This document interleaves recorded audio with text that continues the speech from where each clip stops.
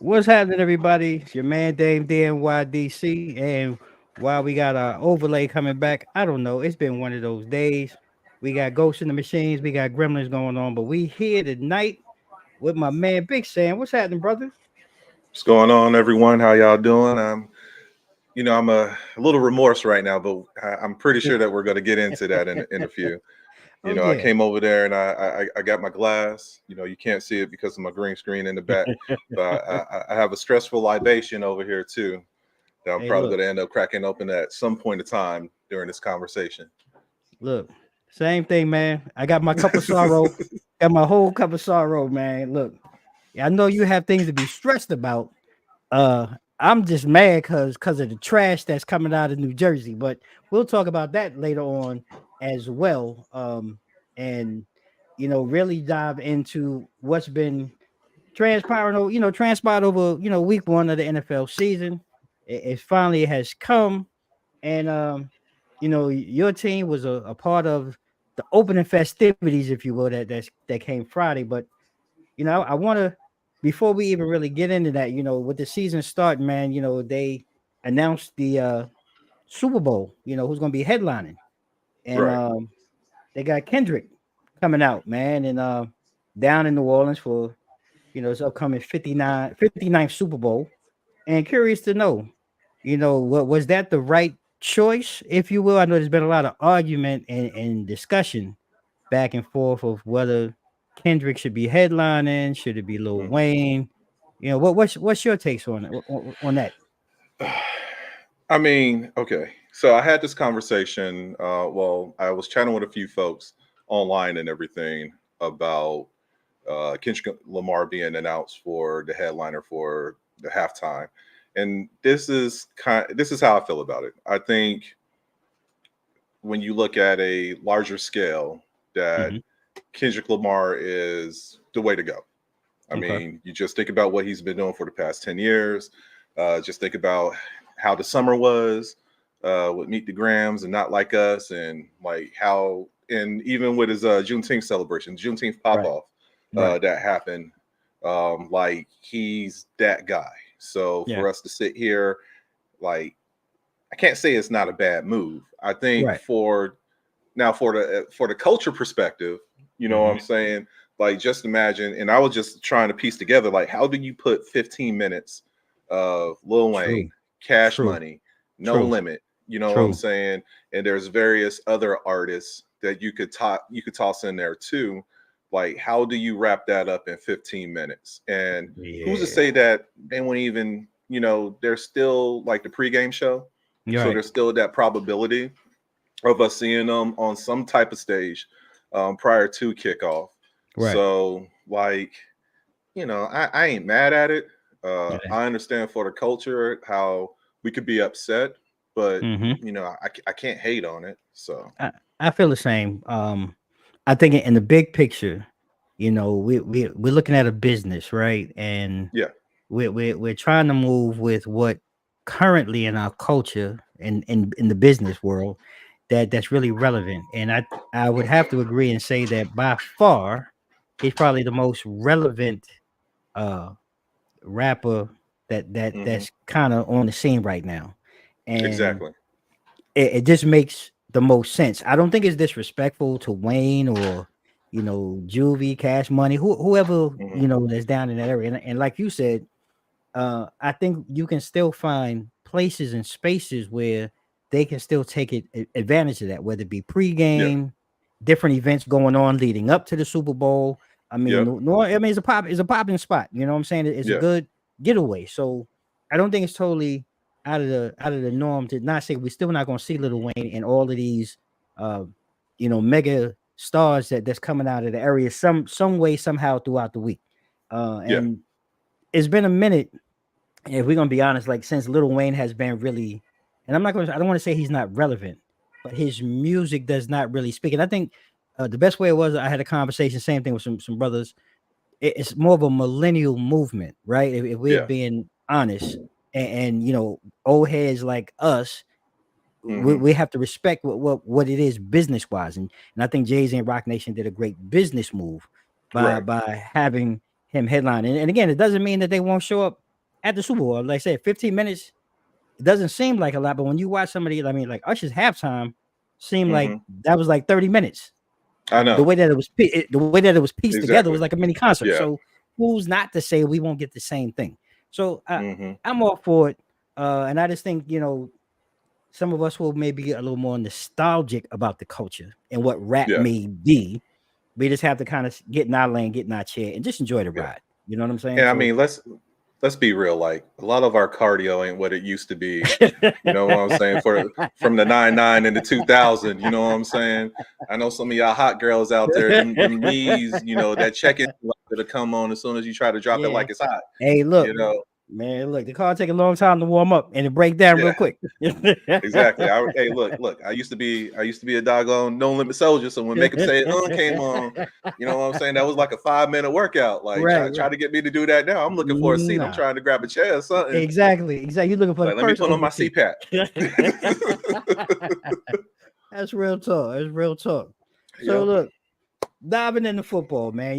Week 1, and Yep. we saw, Kansas City Chiefs and the Ravens, Hmm. recap or start out the season again. Another flashback to last season's AFC Championship game, and a lot has been said about Lamar Jackson and the Ravens really Yep. trying to get over this hump. And Hmm. they asked him in the post game interview. You said that Kansas City was your kryptonite, and he was quick to say, "No, they not my kryptonite, bro. They your kryptonite. Let's just call it Yeah. what it is." And Yeah. Let's be clear on that one. let's be clear on it. I mean, watching that game, really like the fourth quarter when they had to drive the pad before the toe touch. He Hmm. he missed a wide open receiver in the end zone, right? So then follow up that play. Lively comes down. I mean, we're talking about inches, between time potentially tying the game and going into overtime and the loss. I'm curious, what was your perspective and what kind of recap, do you have looking at that first game of week 1? I mean, I ain't gonna say that it's tough that like literally the game boiled down to inches, Yeah, you yeah. know, on the final play and everything. But you have to peel the onion a little bit. There was a lot of miscues, Hmm. some misroutes. Um, Doggone, you invested in Derrick Henry. You thought that he was going to be that X factor. Yep. Unfortunately, Kansas City doggone defensive line and Showed up. them linebackers was like, Showed up. hold on right quick, let me show you, because it was straight smash mouth every time he tried to run it up the gut or do a They was draw or there something for him. like that. They were waiting on him, and Yep. that's kind of tough too, because now you have to think about the offensive line. Like, what did we Yeah. do to make sure that we could capitalize on this and Yep. give Derrick Henry and Lamar Jackson, because he was doing some scrambling too, Yeah. so For that for his pocket life. pressure, like Hmm. that pocket was collapsing like a doggone chip bag of Look, chips man. after you done blow some air in it. You know It's what I'm like they knew saying? the That play. It's like they knew the plays, yeah, man. Like for it, real. it folded real quick. So Hmm. uh, I'm in total agreement. It's like, yeah, man, that if your hump is getting past doggone KC, and if you can't do Hmm. that, I mean, you eventually, if you have a successful season, you're going to meet them in the playoffs. So Exactly. the question is, like, at what caliber, excuse me, what level are you going to meet them? A beat. You know what Yeah. I'm saying? Are you going to give them that advantage in Arrowhead Stadium? You know what Hmm. I'm saying? So that's what it's I, going to boil down to for him, and he's going to have to figure it out. I agree because I think just on the offense, I was expecting more out of the run game. Same like you said, and it just seemed like Mahomes in Kansas City was just like that one step ahead. They just Hmm. always had that one step. Mahomes didn't have the greatest game. I mean, he was like 18 for 26. Yeah. Decent, really decent numbers, about 280 yards. Um, and there was some drops that Kansas City had too as well throughout the game that really could have stretched the difference. But it seems like once they got into that rhythm and kind of got ahead, you know, Lamar and the Ravens really couldn't figure out that defense. And it's going to, like Hmm. you said, it's going to be really interesting. It was a great game. Let's just call it what it was. It was a great opening game. And like you said, if this is what we can look forward to, how are Baltimore and the Ravens offensively, one, going to figure out that Kansas City defense, and two, are they going to be able to make? And those are the type of plays that we talked about in the preseason. For me and Lamar, that's what you got to make those plays, those even likely and everybody. It has to be those plays, but it has to be from Lamar to not only match Patrick, but to exceed Patrick in that game. So it's going to be interesting to see. Close game, 27-20. Came down to the last play. It was exciting, and it was a great way, I think, to kick off the season. And then Friday night, we shift into. I know this is going to be hard. I know this is going to be hard for you, bro. Hey, look, I'm ready for it. Hey, I know, but look here, man. Love hurts, Willis. I mean, I can't put it no other way. Wait, hold on. Okay. I mean, it is what it is. We watched the whole thing. We watched Jordan Love and Jalen Hurts battle. I think they battled. Both teams offensively came out smoking. And this is one of those things where, just be honest, the preseason doesn't really start for the defense. Really, well, I mean, the season doesn't start for the defense until week 1. A lot of bad angles, a lot of missed tackles, a lot of blown coverages, mistakes, different things. But it was great for the fans. But we get to that point where both teams really had an opportunity to put it away. Watching the game, Saquon showed out. I'm pissed because 3 touchdowns. You understand what I'm saying? I mean, out of the backfield, catching the ball, blocking. AJ Brown, Devontae Smith. The whole shebang, right? Yeah. And then you get to that point where I know this is with your pain point. Jordan gets rolled up on. It wasn't a pretty play. It wasn't pretty at all. And they have to move on to Malik Willis. Really, he didn't have a chance in a rat's tail, in my opinion. Coming in cold to really make that final play. But what do the Packers do, Sam? Like moving forward? What is it going to do? Because they say 3 to 4 weeks. I think more like 4 to 6, if we being honest. All right, so I'm appealed to. Well, one, they didn't put him on the IR list, which is great. So as of now, he's not going to. If they put him on the IR list, that's a guaranteed 4 games that he's going to have to sit out for. So I'm hoping that he can sit here and rehab it. I'm appealed to onion back a little bit. Okay. During the game, I came over there and I said, whoever makes the least amount of mistakes is going to win the game.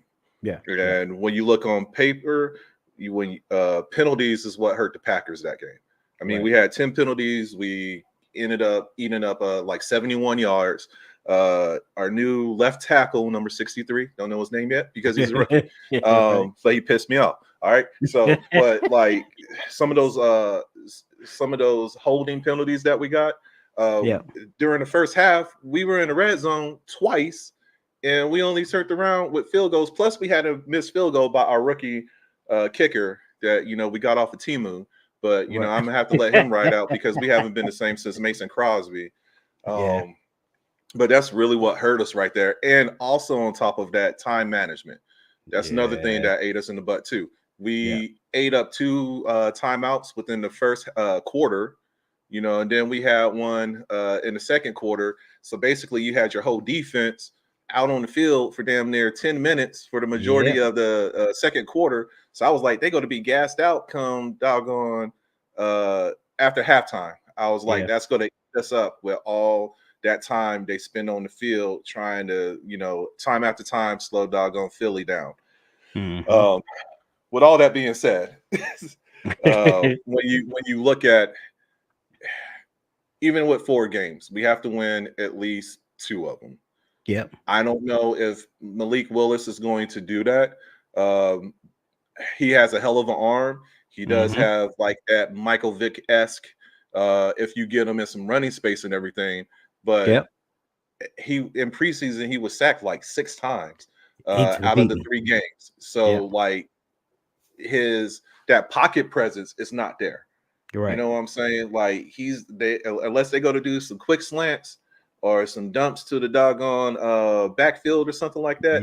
That's the only way that it's going to keep us in the game. I was impressed with Wilson, the running back that stepped up. He surprised me more than doggone Josh Jacobs. I was expecting Josh Jacobs to have a good game, and he did get it started the second half. The second half, though, the second half he started turning up. Yeah. But doggone Wilson really impressed me for him to come in and like his quickness, his explosiveness from the line of scrimmage. I was like, we need more of that.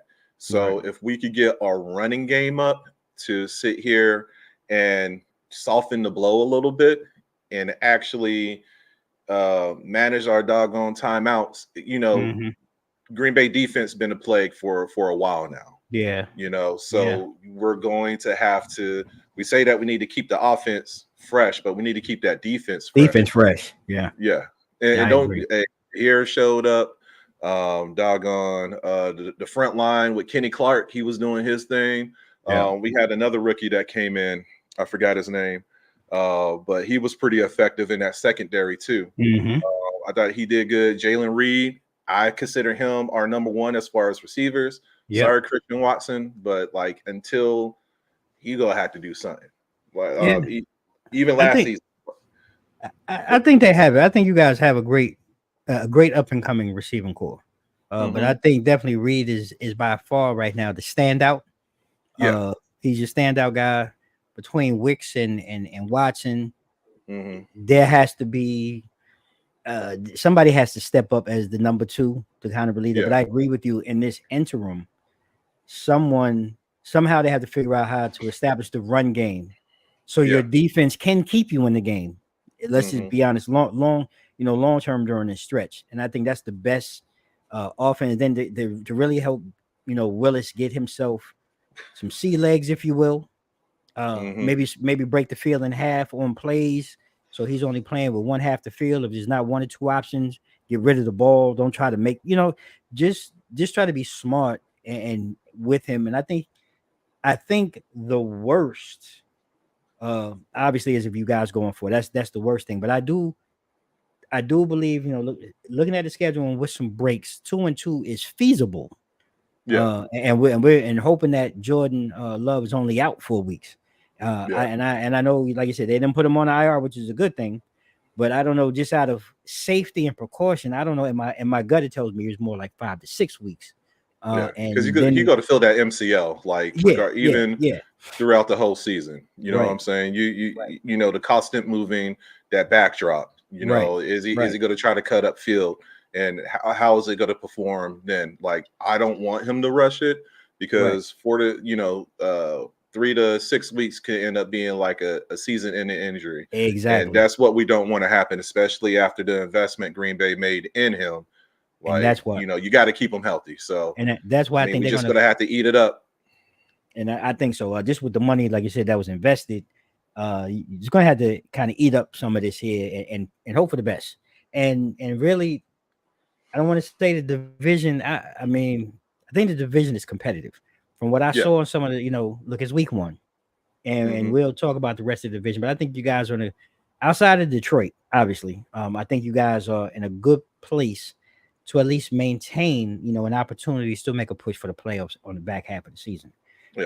I mean, it's still a lot of football. So it's a lot of football. It is. Hey, look, at the end of the game, I told Alexa, Google, and Siri to play "Emotional" by Carl Thomas. You know what I'm saying? Like all together. So it was a rough time. And then when they came over there and announced Malik Willis, I was like, what? What? I was like, Malik. So rumor mill is that they're looking at Ryan Tannehill too. So it's like the lesser of two evils right now. Yeah. So I was I don't know what to do. I mean, look, I understand you want to bring in a veteran presence that has some experience, but if I have to be honest, I don't know how much of an upgrade that is. I think just from the eye test, I would rather roll with Malik because I think he still gives you that tangible. He has the explosiveness to be a threat to run. Right. And Tannehill is a statue in the pocket. And that's because Tannehill.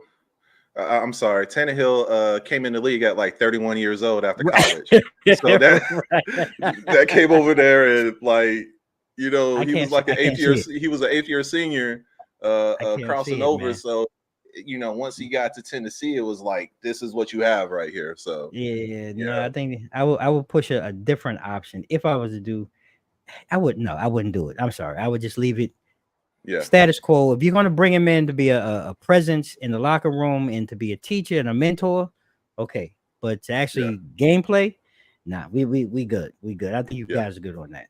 Yeah. And I and agree. speaking of gameplay, so in Miami, we Mm-hmm. watched the Dolphins and the Jacksons go at it, but there was a whole lot of pregame going on with the Cheetah, and they trying to lock my man up, they manhandle him, and I don't know what in the Miami-Dade County is going on, but once they uncuffed the Cheetah, Yeah. the Cheetah went hog wild down there, and I mean the score of the game was close, and Mm-hmm. really when I look at the numbers, I'm just sitting there looking at some of the numbers. I mean, Tua went for 336 and a touchdown.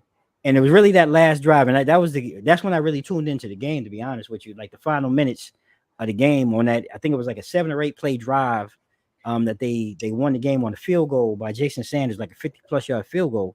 And I mean, it was an interesting game looking at it, but Miami is one of those teams that I just shake my head at because I want to like them. Mm-hmm. They have video game talent just Yeah. across the board, offense and defense. But it Charisma seems, with their coach. yeah, you know what I'm saying? Like he's like the Hispanic Pat Riley down there. Like, you know what I'm saying? Like he fits the whole mold. Like he does. I'm sorry, he does. He give He, you you that know, vibe. Hey, look. he Hey, does. look. Hey, He hey, look. He does. came over there low cut. You know what I'm saying? Yeah. Professional. Yeah. Here he is in what is this, year Was it third 5? year? Three or four? Maybe Is it five. third It might year? be. It could be. Yeah. He over here, wet hair, Mark Anthony Yeah. looking. You know what I'm saying? Mark Like, Anthony, Pat Riley down there in Florida. Like, yo, he's the right guy. But yeah. uh is there something about them? They shrink, and I don't know if they play down to their competition or whatever it is. Because man, they left the door open for Jacksonville to work their way back into the game, and they went it on a field goal. And like I said, the Cheetah, whatever happened outside the stadium was crazy. We seen about it in the news. I mean, thank goodness. I mean, let's be honest. Thank goodness they didn't kill him. Because the way that they basically bum rushed him, the way they handled the Yeah. situation. I mean, he could have lost his life. Exactly. Yep. So I don't know if that was fuel for the fire to bring that energy into the game and blow off steam on the field. But what were your takes on some of the highlights and what you saw pre-game and during the game of the Dolphins and Jaguars? I mean, well, all right. To be fair, I had to throw this out here. Like, you can't sit here and go 105 and a 55. Like, let's And I forgot. be. Well, you're right, because he had no license, no insurance, no nothing. Like, Yeah. bro, what are you doing? But yeah, okay.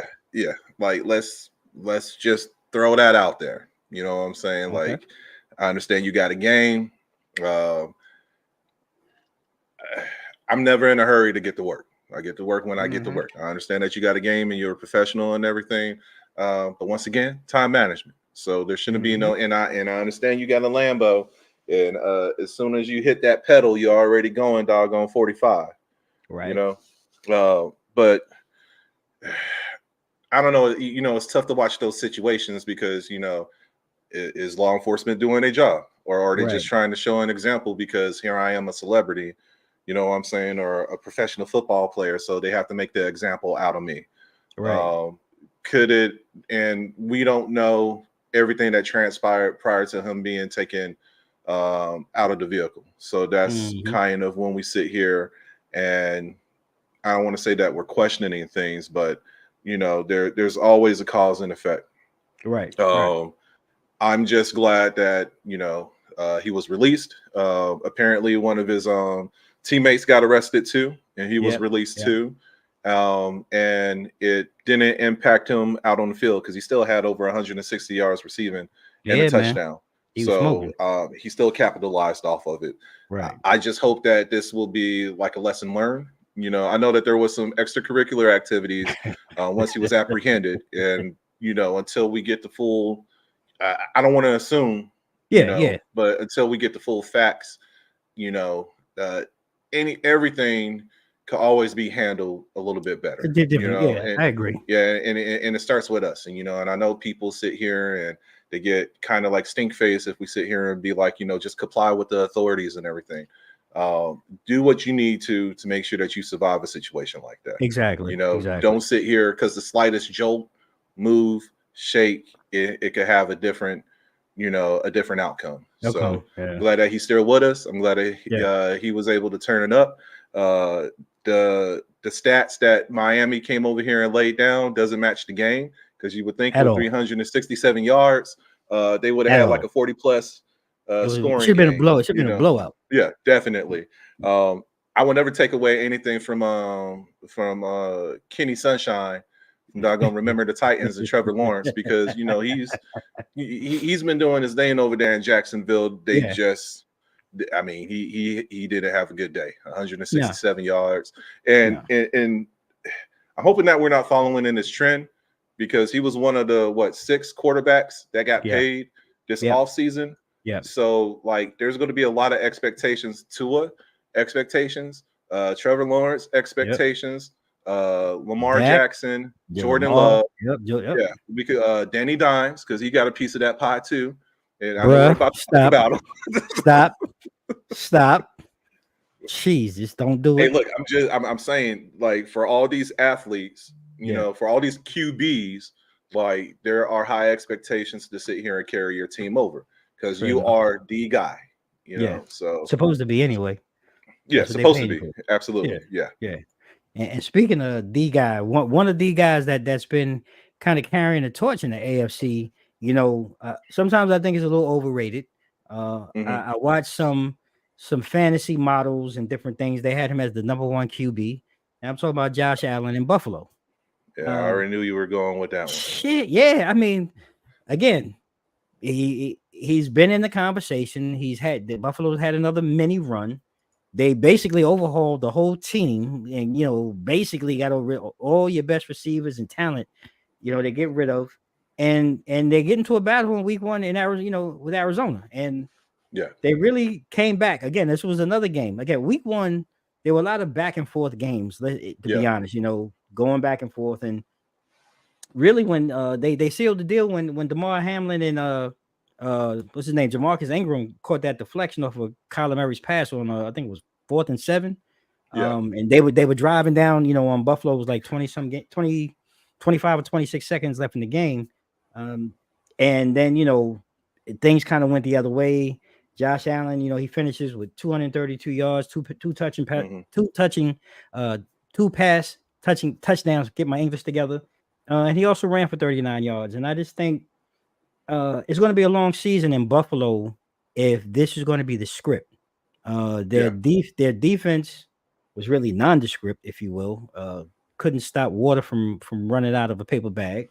And the only highlight that I can honestly say that I got excited about just thinking about it was under the new rules, the return in the 4th quarter for 96 yards, with that whole little short box thing or whatever that's going on now. So that was exciting to see. So that was the first one under the new rules. But like I said, watching the game, Buffalo's going to have a hard time if this is what Allen has to do every week, be superhuman, because we've seen when he's tried to do too much in the past and they've come up short.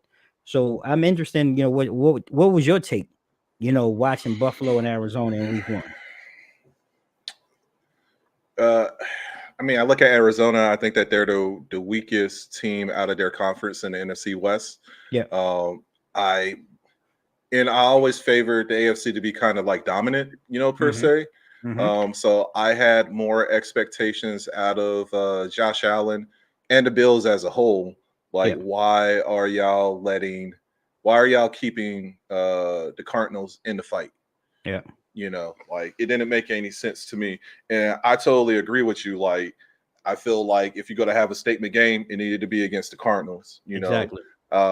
No disrespect to them, but I don't think, as far as like the traction, the expectations are there for Arizona. As we look at the Bills, like, they're on this pedestal, and they're another team that we're talking about in the AFC. Like, what are we going to do? They're in the same boat as doggone Baltimore. What are they going to do to get themselves over the hump to be that perennial team? Because everybody's chasing the Chiefs right now. So what are you going to do to make yourself stick out? So that's the big thing right there. And I agree. Like, they're going to be in some trouble if they can't sit here and doggone, keep them expectations up there. They got a lot of soft games, but you still got to play the Yeah. Steelers. You still got to Yep. play the Chiefs. Yep. You got to play the Texans. You know, we can't sit here and shy away from them because them boys Nope. are a monster. Ooh. There's a lot on their plate. And it's like, how are you going to sit here and turn this around, you know, and make Mhm. sure that your name stays in the conversation in the positive light? Right. You know, are you going to Right. be in that contention when it comes to the AFC as a whole? Are you going to be in contention in your division, period? You know? And that's the bigger question I look at. You know, Miami's gotten better. Um, Mm-hmm. they say on paper the Jets have gotten better. Still Right. to be determined. And then you know New England, I think is really the X factor because as we've seen, and we'll talk about them in a little bit, they're the X factor because you don't know what you're getting in Right. New England. So I Yeah, think we're that talking post Belichick. So how is that right, going to be? how is that going to even turn out and turn up to, and what's that going to look like? So we're going to talk about that. But moving over to another game that I was interested to see one. Shout out to Kirk Cousins' agent, he's the baddest man on the planet, getting this dude all this money. Minnesota, you know, I mean, they let him go after injury, and he heads to Atlanta.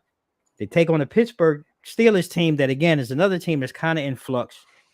And watching the first half, it really gave a feeling like a Minnesota game where looked like Minnesota was, you know, I mean, Kirk and the Falcons were just going to take off.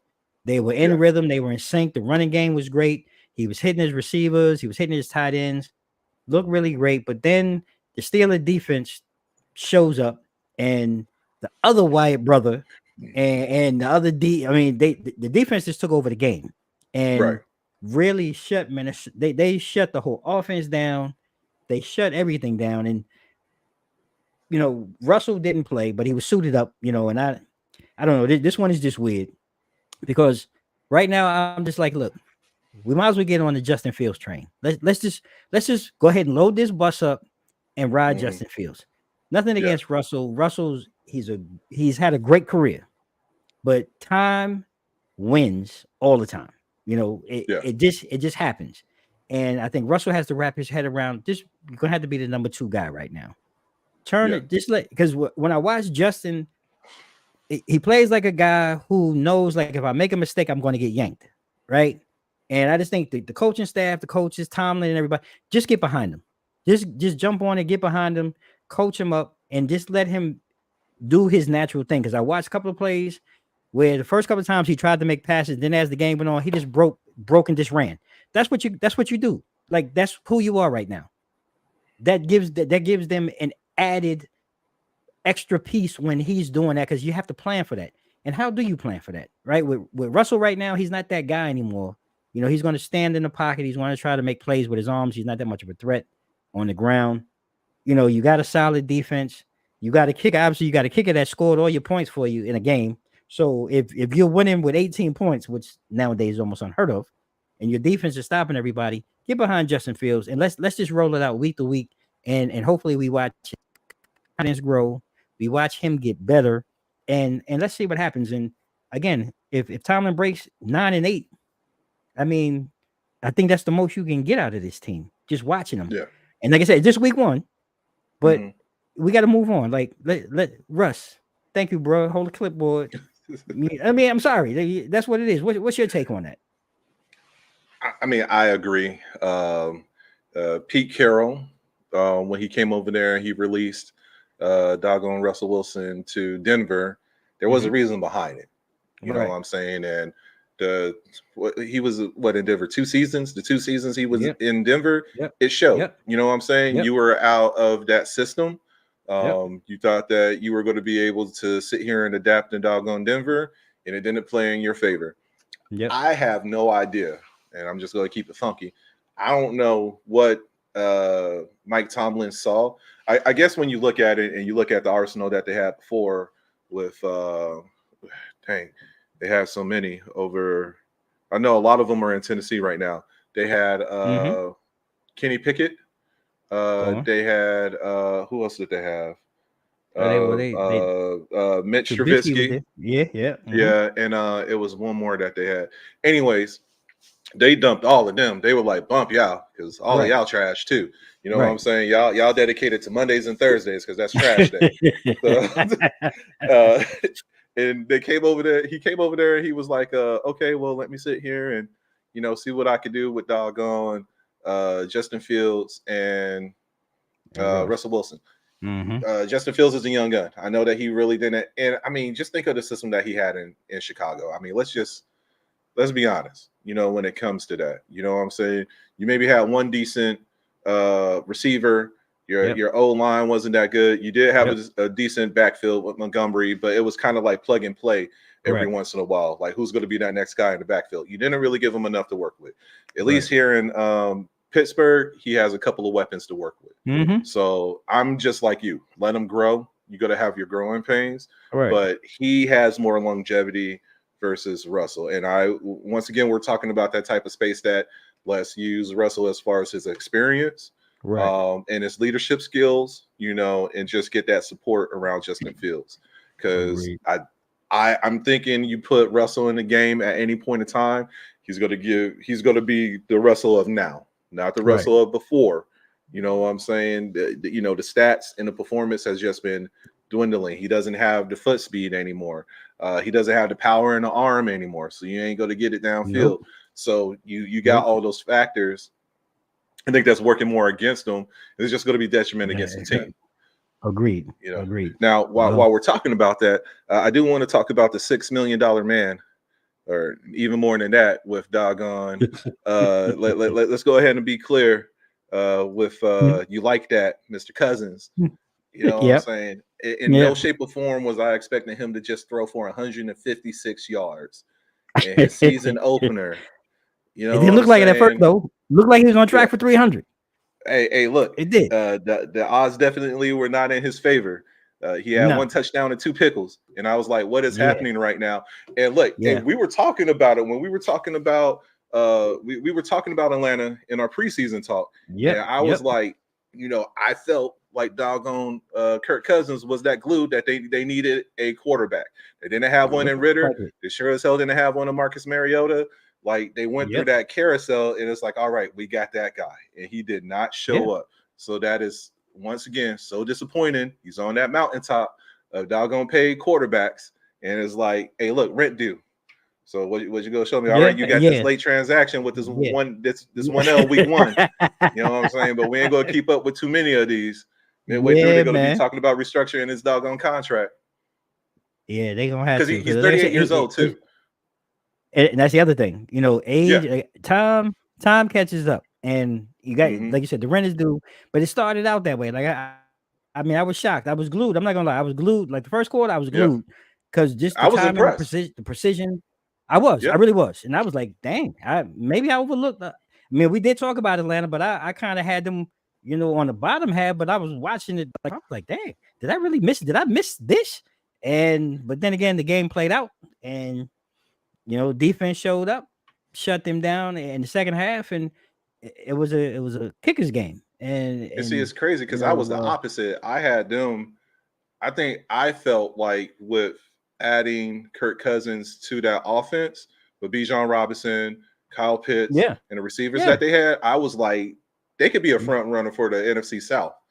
You know what I'm saying? But after that performance, I'm just like, definitely high on them. Yeah, I was right. Like, I'm back.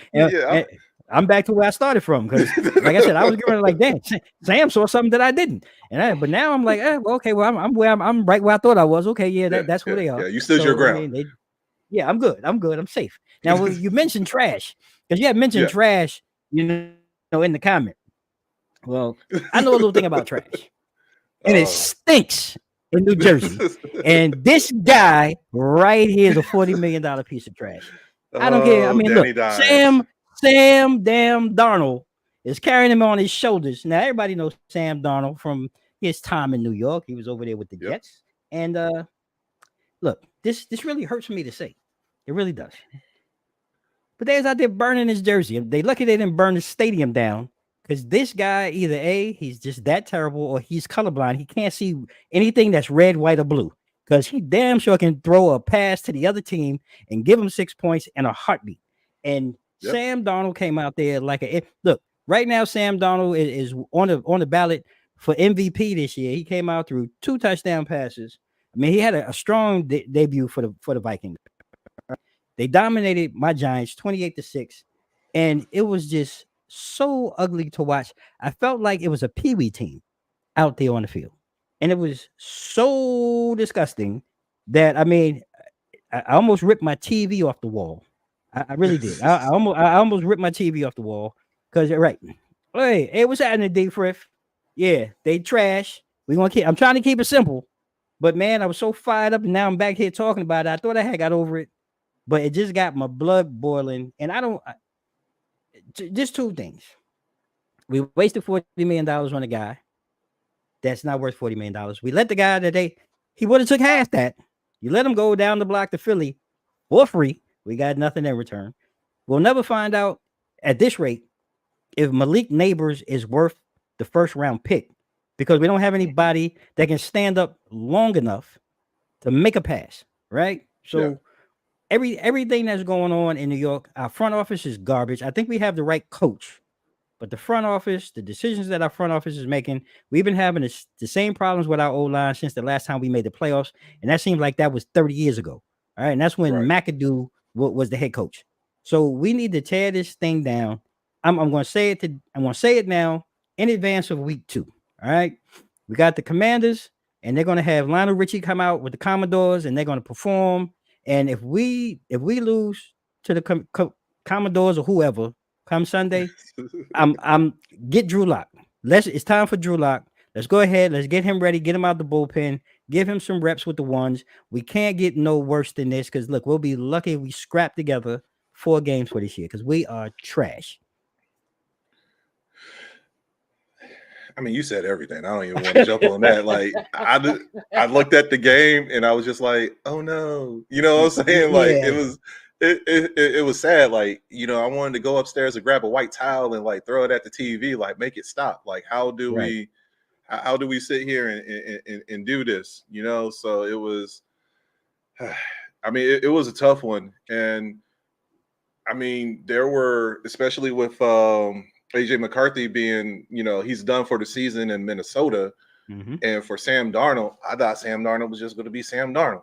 But you forget the weapons that Minnesota has, you know, in their arsenal. So, like, you can make Uncle Rico, you know, look good, you know, with that caliber of offensive weapons that you have. That's another team with good weapons. So they're going to make Sam Darnold, like, look like that dude, you know. And that's just it. Like, can we model ourselves? Yes, exactly, Big Dave.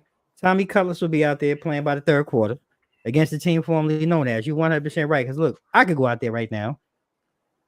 I'll take half of what they're paying Danny Dimes, and I'll get beat up for 4 quarters because we just don't have an understanding of what it is to put together. Not even a championship caliber team. I would just be happy for a competitive team. We are just not competitive, and you're starting to see it starting to permeate all throughout the team. You know, defense is supposed to be the strength. They're not showing up. Special teams is not showing up. So I don't want to throw it all away, but it's time for the reboot. It's time. Eat the 40. Eat what's left on the contract. Move on. Whether it be, you know, Drew Lock, Tommy Cutlets, Dane, whoever, Sam, whoever they want to bring in. Let's just move on past this and just be competitive. So I said enough, and we're gonna move past the trash. I know that was tough for you, man. It was hard. The more I powered through, you know, man, it's gonna be hard, man. Start drinking. So we're gonna move across country to another rookie. To Seattle took on Denver, and we watched Bo Nix, you know, come out and I mean, again, a young guy, bevy of turnovers in that game. You know, he's a rookie. I mean, they basically threw everything, and including the refrigerator, at him, and it was still a close game though. Even with all of that, and this is what's scary. You really only lose by 6, but thanks to Kenneth Walker and his legs for Seattle, and really that back end coverage when it counted is what really made the difference. But I don't, you know, people talk about Seattle being another potential, you know, playoff team. If this is what you're doing against a rookie quarterback and really a team that's undermanned, in my opinion. And you really only hold on by 6 doesn't scream a lot for Seattle and this new, we moved on past Pete Carroll era. And I'm just curious, really, from your perspective, because I thought what I saw, Bo Nix, he stood in there and he took the licks, and he really didn't flinch. He made the rookie mistakes, and honestly, out of some of the rookies that I saw this weekend, he was probably the lowest one on my list, but he's the one that I walked away I was actually the most impressed with. And I'm just Right. curious, to get your take on that. Um, I mean, I feel like there's a lot of expectations with Bo Nix to begin with, especially Mhm. from the program that he came with out there at Mhm. Oregon and everything. And that's Mhm. that was a winning at the time Power Five, Right. when the Pac-12 was still in effect. So there's a lot, and plus he's an older rookie too. I want to Yeah. say he's about 26, 27 years old. So there's plenty of experience. Yeah, he was like an 8th year senior or something Right. like that. Right. Basically, But super grad. Yeah. I know that with him coming into he I think out of all the quarterbacks that came in, it's a toss up between him and doggone Caleb Williams. But I Mhm. feel like he was the more like I'm ready, Mhm. out of the litter Mhm. just because of the experience, all those years that he had Yeah. with Oregon. Who else was it? LSU. He bounced LSU, I believe it was. He bounced from LSU, and Yeah, somewhere I think he had a third stop, yeah, it was somewhere but before that too. yeah, Maybe in the Big Ten somewhere. I want to yeah, say maybe like mhm, Ohio State or some type of program like that. right, But right, or Auburn. yeah, yeah. I think I it was can't all. Yeah, remember. it was. It Yeah, was Auburn. Auburn. It was. Yeah, Yeah. Auburn. So you Hmm. had like 3 perennial uh, programs that he was a part of. That some of Right, them could take some of the teams that we're talking about today with these dismal scores and everything right, in the right. NFL just with the rosters that they had. So I'm expecting more. I know it's going to be a bit of a challenge in the AFC West just Yeah, because of the teams that are there. But I yeah, mean, I think that he just, it's going to be growing pains. But I yeah. think the more as the season go, the more comfortable he's going to get, the more aware he's going to get with the system. And I'm not going to say, yeah, I know everyone got Caleb Williams as the rookie of the year, but I mean, just hang tight and don't forget Yeah, about hang Bo tight. Nix. Yeah, Yeah, yeah, I agree. And I like I said, he definitely watching him in real time. Like I said, he was probably the lowest on my list. But really watching him, just like you said, the experience really showed. Like being in those yeah, big programs and playing on a big stage, he really, he really impressed me just with his composure. Even though with the mistakes, the pressure, everything that was going, hmm he really impressed me. So, like you said, yeah, yeah, I'm with you. People sleep. We're giving Caleb Williams, the MVP. I mean, the rookie of the year, or whatever it may be. Like hmm slow your boat and yeah. let's see what goes on in Denver. I And can't say for Seattle. I know it was going to be trouble when they had them throwback Sean Alexander down Seahawk jerseys on. You know what I'm saying? When they came out with the silver helmets, yeah, I was like, yeah, "Oh my goodness, this is about to be some yeah. trouble out here." Yeah, it I was saw trouble that. I for was him. like, "Ooh." It Yeah, was I was like, trouble they got for the him. throwbacks on. Yeah, man. I was like, it's gonna be some It, trouble. It's gonna be some it, hard hitting on that defense, it was which it trouble for was. him. You know what I'm It was. saying? It It really was some was. banging going on. I mean, they Yeah. kept uh I mean, he had 106 yards, Hmm. 167. I'm sorry, yards. Yeah. But I mean, they kept the doggone offense at bay. Yeah. So, not to say that Seattle wasn't any better now, especially with the weapons especially with DK Metcalf. Right. You know what And I'm saying? Metcalf and Walker and there's some Yeah, of the other people. Like I said, I was again for the score to be so close and the pressure that they put on. I thought the game would have been stretched out a little bit more on Seattle's behalf, but it yeah, didn't happen that way. But again, it's only week one, and yeah, we're just breaking down week one, ladies and gentlemen. So we ain't gonna go too hard, but I was expecting more. Keep it real. yeah. And while we out west, we had what I'm going to just start calling them Ravens West. We had the Chargers take on the Raiders, and with the brother Harbaugh being back in the NFL, he's really back to the game plan that really works for him, ground and pound. I don't think we're going to see A Bear chucking 40, 50 times a game this too many games this year. I think what we seen in week one, Harbaugh came back with the Baltimore backfield with Dobbins and them. Dobbins Mhm. came out, man. I mean, 135 yards rushing. They Beasted. controlled, yeah, I mean, beasted. They controlled the game and the tempo. They on defense, they forced 4 fumbles. Mhm. And the Raiders really didn't. I hate to say it, like, because Pierce is a giant, and I'm a fan. But there was times like when the camera panned to him, like second, third quarter, like he was defeated already. Like, and in his mind as a coach, he's like, man, I don't have no answers for Yeah. this, I'm and stuck. I'm stuck, right? Yeah. So it's a positive account for Harbaugh and Bear and the whole Chargers organization moving forward. It was a great way to start, and I think we see the blueprint. He's taking it back to the old ground and pound, and it's just really how much. One, we talking about Dobbins, who's coming back from Achilles. Gus Edwards coming over. He's an injury bug as well. So how long do they stand up? If that's going to be the game plan and the blueprint for the season, how long does that stand up? And for the Raiders, is just like they finished strong last season, but now like coming into this season, just that first game is like, okay, what next? Like, Yeah. what do we do? And I'm at a crossroads with them because it's so much influx. Just at the quarterback position, is Devontae staying? Is he going? What does the defense do? It's just a lot of questions for me and with the Raiders. So, what's your take? I mean, I look at it and it's too early, but Mm-hmm. you get that new car, you start driving it around, you enjoying it, you know what I'm saying? But eventually, like after driving it a while, especially if you got a Chevy, you're like, ooh, what's that smell? And the next time you step in it. And I kind of feel that once again, it's week one. But Yeah, if this is the expectation, you got a lot riding on this. They need right. to figure out if Garner Minshew is going to be their number one. Yeah, He's going to have to give that ball to my ex brother. yeah. He got separated once he left Green Bay, but like Devontae is your guy. You know what I'm saying? Without You question, need to he's make the Devontae happy. I would guarantee if he has under 1,000 yards this season, he's going to be yeah. looking at another team to be It's going gonna be to it's gonna be a problem. next season. It's going to be a Hmm. wrap. Hmm. How are we going to get our defense together? Because like their defense was monstrous the second half of the season. They were they let some games slip, but we were Yep. talking about playoffs for them at one point in time, Right. in the AFC, making like a wild card or something like that. Right. And they kind of folded towards the end. So what am I going to do?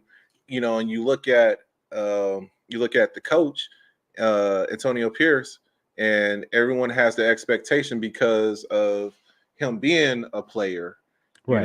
and now you have to look to that moniker, like, because we have a lot of former players that get into that coaching space that don't Right. live up, and they're probably looking at like what's happening over there in Detroit right now, and kind of have that same expectation And with yeah, Vegas. damn, But and turn you around. yeah, I don't Hmm. know if I don't know if that outcome is going to be the same. So I think there's not only on the field, and the plays that are being there's too much that we're talking about as far as like who we what needs to happen, who we need to keep happy, how are we going to be successful, and that's scary, you Yeah. know. So it's I don't know, it's a little tumultuous over there. I don't know how they're going to bounce back. I haven't looked at their schedule yet, but maybe there could be some silver linings in there to sit Hmm. here. I mean, they play the Panthers. Who else they got? Yeah. Well, Bengals. I mean, Who else it's might a be long, an easy one? it's They, a they long they got some season. cushy games in there, Yeah. but they got some tough ones too. You got some juggernauts. Yeah. You play the Saints, play the Jaguars, you play KC twice. Yep. You got the Steelers. I ain't gonna talk Hmm. about the Browns right now. But you do got a couple of and they got the Panthers this week. So I mean not this week, but Okay. next week. So that's So going to be bounce like back. an easy game. Yeah, bounce back. Yeah, and Okay. we'll get to them Yeah. because at Yeah. least I know there's one. I know there's one team at least worse than we are in the whole NFL, and we know it's Carolina. We know that. So we know that. And like you said, it's week one, but Yeah. just the look and the tone of week one, it was a defeated tone. Just looking at Pierce on the sideline, I'm just gonna keep it Yeah. real. And I think I was one of the going. games. Mhm. No. I was gonna say something, but Hey, I don't want to get. He looked like, I hate to say this, 'cause I just bought his shoes over the weekend, but he was looking like Coach Prime out there in Colorado when they were playing don't against play the fight Nebraska. off. Don't play the fight off when Shador throws a touchdown. Don't do it. Don't do it. But Yeah. I mean, and it's tough. Like there's expectations. I mean, all teams, of course, like there's expectations that you have for the season, but there Yeah. are certain names of teams that we say that those expectations are higher. Yeah. And the Raiders are one of those teams. Yeah. There was a caliber. There that championship esprit de corps that they had. Like, how are we going to sit here and bring that back? So those Yeah. are those factors that you need to keep in mind. So, yeah, this could be a one and done. You know what I'm saying? For I hope not. Antonio, if he doesn't sit I here, hope not. I hope not either. I hope not. And something's going to click. You know what I'm Yeah. saying? I mean, it wasn't like Gardner was there towards the second half of last season, so it's still that adjustment and everything. But he's been around the Yeah. block, so it's like Yeah. So let's make doggone Vegas your home and get it together. Yeah. Like I said, like I said, I hate the look. I'm not a Raiders fan per se. I'm an Antonio Pierce fan, and Right? I just want to see them do well.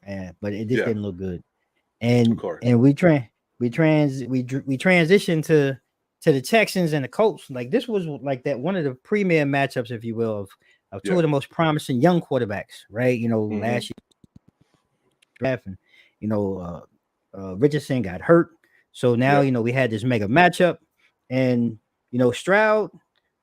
I mean, man, the boy's bad, and they gave him more weapons. Mhm. Diggs showed up, Tank showed up. Damn, I'm thinking it. Joe Mixon. Man, mixing. I mean, just the way that the chemistry and everything, like it looks like it was just natural and meant to be. So watching Yeah. that, and then look, Anthony wasn't no slouch either, right? I mean, he had his Mhm. lows in the contest, but he kept Indy in the game, and it was really a back and forth, and if it wasn't for, I'll be honest with you, like just looking at it in my head, you could just tell the experience and the cohesiveness of Houston is what really won out at the end. Because I mean, the Colts had their chance to win, but I just think the cohesiveness and the overall experience of winning really for Houston last year, and just really bringing all these new pieces together, really propelled them to their win over the Colts. And I'm excited to see what the Colts do. Like honestly, it was a surprise, like just watching Anthony Richardson, because you forget he got hurt early last year. Yeah. So to see him again and to really see, like, man, this guy really is explosive. He's got a strong arm. He's quick. He got quick hiccups in the legs. He gets up and go. So I'll be interested to see what they do as the season goes on as well. Your take? I agree. Not only was Anthony Richardson hurt, Jonathan Taylor got hurt too. Mm-hmm. As far as their running back. So I think that this game right here was, of course, not. I mean, you have preseason, of course, but you're still knocking that rust off. Right. Especially missing as many games Yeah. as both of them did. And I mean, I feel like this game was one of the better games that we saw for the weekend. Yep. And like I agree with you. I'm impressed with both sides, even though the Colts sat there and lost. At the same time, like their performance, Anthony Richardson threw over 200 yards. You know what I'm saying? Really couldn't get the running game together, but at least they were dedicated with Jonathan Taylor. I think he had like 16 carries. So at least they're getting that confidence in him. And Richardson was able to spread the ball around with a whole bunch of people that I barely even knew. When you look at the names on the back of their doggone jerseys. So for him to, give them that type of shine, like I really do. There's a glimmer of light over there on that team. So, they lost, but like, I think that they got a good core. Their defense was very impressive last year. Very and impressive. they actually kept them in a lot of games throughout the season with their QB carousel. And we were talking about Gardner Minshew that they had to deal with as well. So, like, I think they're all right. Like, they'll bounce back from this past Sunday's game. I think so. I do too. I think they'll bounce back. And we're going to go down south to the team that's worse than mine. And we're going to talk about this game was really not much of a game. The Saints came out and looked like Super Bowl champs in week 1, but you guess you can do that when you're playing against, um, you know, Carolina Panthers, who really don't do much for pride or anything like that. Bryce Young, um, man, what can I say? I hope he has a good therapist. You know, when I say therapist, I mean a mental therapist, physical therapist. Uh, the young boy has Chiropractor. whatever kind of therapy he can get. The brother needs it because it's going to be another long season down there. I see, you know, no ray of sunshine for anything in Carolina this year. And New Orleans just really came out and did what they were supposed to do. I mean, we're talking about Derek Carr here. You don't know I call him Dr. Jekyll, Mr. Hyde, because you don't know which Derek Carr is going to show up sometimes.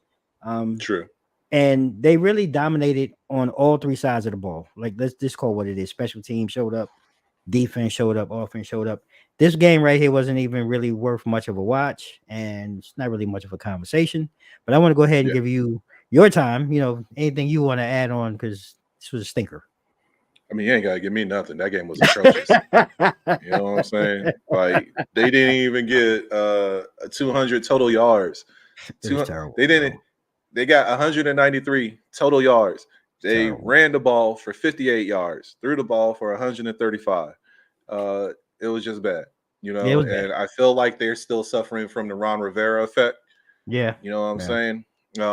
When Ron Rivera was on his decline, they weren't successful, and they've been rebuilding and rebuilding since, and it's just going to carry over. So if I got a couple of Carolina fans out there, my boy Daniel is one. I'm sorry. Like, it's going to be one of those seasons that midway through you're probably going to be trying to hockey doggone tickets, and you know, Yeah, man. Look, just basketball is call it a coming. day. I mean, Yeah, basketball's it's coming. I right mean, around the corner. The Hornets may not be better, but it's something better to watch. Got the Yeah. Panthers down there in hockey. If you watch Hey, look, hockey, doggone, the Hornets going to have a better winning percentage. I would say that because they play more games, but they will have a better winning percentage than what doggone the Panthers have. All right, Right. y'all can Right. quote me on that. We can talk about basketball when fall comes, Yeah. but Yeah. it's guaranteed to happen. And Yeah. I mean, that's tough too. You know, it's not like, you know, we really haven't been talking about doggone Carolina anyway since Cam. You know, No. the last time he took him to the Super Bowl, and ever since then, like, that whole system been downhill. So, Yeah. you know, they just there. It's like, who you play all the Panthers? It's like, damn, that's an easy dub. Yeah. So, like, prove me wrong. You know, when it comes to that, I'm saying that right now in the camera. Prove me wrong. Well, we'll be waiting for that. We will be waiting for that. Yeah. So I don't want to say it's no rush, but it's definitely a rush for y'all. Yeah, it's not happening, and we're gonna move from that former number one to the new number one in Chicago when Chicago went to Tennessee. And yeah, I don't know. All I can say about Caleb and the Bears this weekend was just they had me sniffing and snorting up all the hype. And yeah, if it wasn't for the defense and 24 unanswered points, yeah, I wasn't impressed. That's all I can say. And I'm gonna leave it there because good defense, good special teams. Next week, let's see what happens next week because I'm not impressed. You know the killer, like, Tennessee has Will Levis. Will you know what I'm saying? Levis. We came over there and I spoke on it earlier. You got rid of Malik Williams, you got rid of Ryan Tannehill, and y'all made Will Levis, who I remember during the doggone draft, extra pissy because he didn't go in that first round. That's right. You know what I'm saying? Yeah. And he went late second round to the point that the next time he was up on stage, his girl wasn't even with him that time. You know, I will never forget that. That is forever, like, burnt in my brain. Like, no he was bag, waiting I'm gone. No bag, I'm gone. No bag, I'm gone. In the first round ended, and he was crying. You know what I'm saying? His girlfriend, dang, who she ended up dating? She ended up So, dating wasn't Richardson from him. the Yeah, Colts. right. Wasn't Yeah, him. She yeah, was. it wasn't him. She Uh, left him and went to yeah, Indianapolis. I went with the number one. I went with the number one. Number one. The Yeah. true number one. And it was Yeah. cold blooded. Yeah, But man. anyways, like just thinking about that, and like I agree with you because like Caleb Williams wasn't that impressive. The whole doggone Not off impressed. season, we were talking about Caleb Williams going to like this revamped Bear system Yep. with all these different weapons and everything, and he only threw for 93 yards. So Unimpressed. we're Unimpressed. right with defense win championships. Yeah, true. But Caleb's going to have to do something because it's just like Tennessee is one of those teams that's kind of like a walkover. You know what I'm saying? Like you might as well put them in that category right now. Yep. And it's just going to get even more challenging for Chicago as they progress into the season, and especially with a competitive conference that we were talking about. Is like where are you going to stand? Right. You know, you play the Rams. Oh damn, they got the Panthers. Oh, that's easy, and the Commanders. Well, I Or mean, I I don't. might be eating a crow right now looking at their Okay. schedule. Okay. So, Hey, so look, they went. They full. hey, look, they got kind of a cake schedule, man. When I'm looking at it, Okay. So they they playing the played the best of work. Titans. They do play the Texans. Okay. Well, They do play the Rams. division game. Okay, twice. They got the Texans twice. They play the Cardinals. Okay. I don't know what kind of Green Bay team is going to be come November. Okay. Okay. But they play the Patriots. They play Again, the you Niners. Of course, the Lions, and they got the Seahawks. So I mean, there's a some couple of silver good linings. games. Yeah, some silver linings in there. They could They could be a capitalize. 500. They could end up being a 500 team. Yeah. But it's really going to boil down to what we were talking about with how Caleb Williams sit here, and he has to transition. Like it's going to have to sit here and peak at some point in time. They invested a lot in that offense, so he's going. Like I said, rent's due. Yeah. So what you going to bring to the table? Yeah, like I said, it's long season, but like if that's what I got to go on, not impressed. And the same thing goes when we watch or transition to the Bengals and the Patriots. This one, I mean, look, on paper everybody was touting this one, and now when I really looked at the stat line before the game started, so no T. Higgins. Chase was just really coming back, from his holdout. So I'm not gonna say he was game ready. And then we have New England, post Belichick. I mean, we didn't know what we were getting. And really, when I look back at the game, I mean, Cincinnati went into halftime with basically zero. It was a goose egg on the scoreboard against this New England Patriots team that so many people, when you look at the skill positions, you're like, who are they? Like, who's that? Like, you really don't know outside of Ramondre Stevenson in the backfield. You really don't know anyone else on that offense and really on the defense. And, if you had to say coming in, they were probably one of the least potent offenses coming in, right? So we're really building everything around their defense, which really did an excellent job, because the Bengals did try to claw back into the game in the second half. But New England held on and really shut them out and made the plays that needed to be made down at the end of the game and got Gerard Mayo his first win. So shout out to Gerard, cracking into the win column. But again, like I said, I don't know where to put my if I was a betting person, I don't know where to lay or lie with when it comes to New England.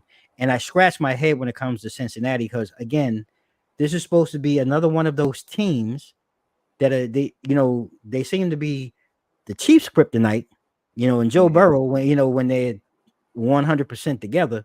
And I scratch my head. So both teams I'm befuddled with, and I really don't know. Should I be making too much of a big deal of New England's win?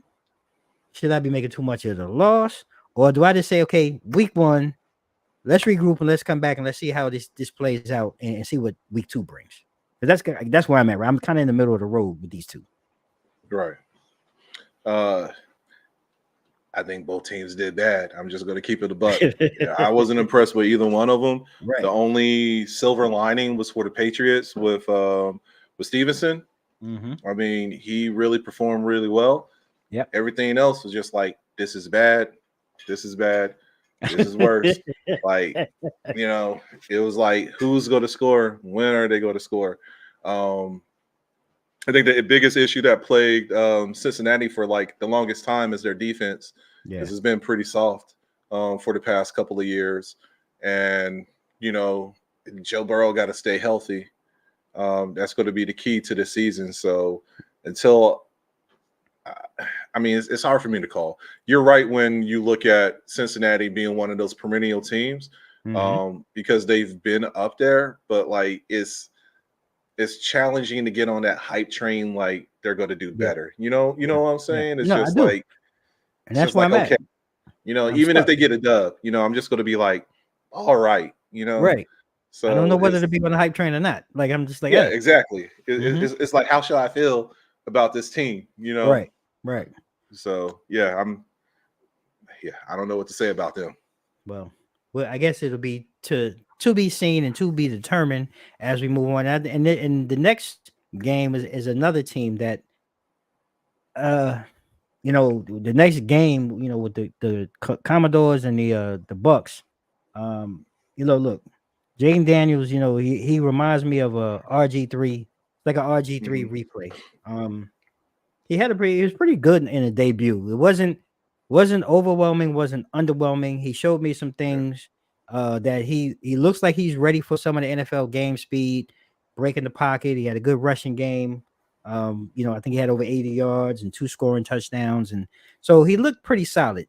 But I can't lie, like Baker Mayfield, and I don't know who talked to him over the last, prior to last season and moving into this one. Whoever the ghost Mhm. whisperer is, like Baker has he's become solid. Yeah. He's become solid, dependable, and he's making the right reads and the right plays, and he's not forcing it anymore. And that's what really stood out for me watching him again. Because, like, you're waiting for that Baker Mayfield of old to show up, the bonehead guy showing Yeah. up. He was sharp though, man. I mean, he was 23 or 29 for Yep. 257. I mean, 23 or 20. We talking about Baker Mayfield here. Yeah. I mean, 23 or 29, 257 yards, 4 touchdowns, and get this, folks, 0 interceptions. This is Baker Mayfield. And I get it. I Yep. mean, look, it's the Commanders. But again, they're supposed to have a pretty, I want to say it's not the same prime time defense that everybody was hyping them up to, like they were 2 or 3 years ago. But it's still supposed to be a pretty solid defense.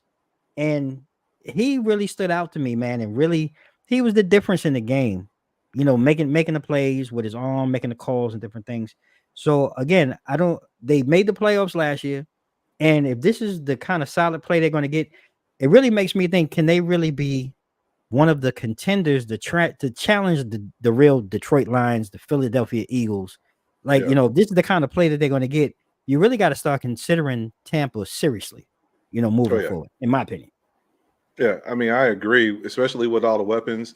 Still got Mhm. Godwin, White, Evans. You know what I'm saying? You got those key three. I know that they're still working around the running back situation and everything. Mhm. They're going to eventually get to that. But I agree with you. If Baker could sit here and keep on throwing the ball the way that he is, minimizing risk, lowering those losses as far as like fumbles and interceptions and everything, Yep. Yep. their defense is always going to be there. You know what I'm Yeah. saying? Yep. But this offensive play that they had, and I get it, it was the Commanders. You know what I'm saying?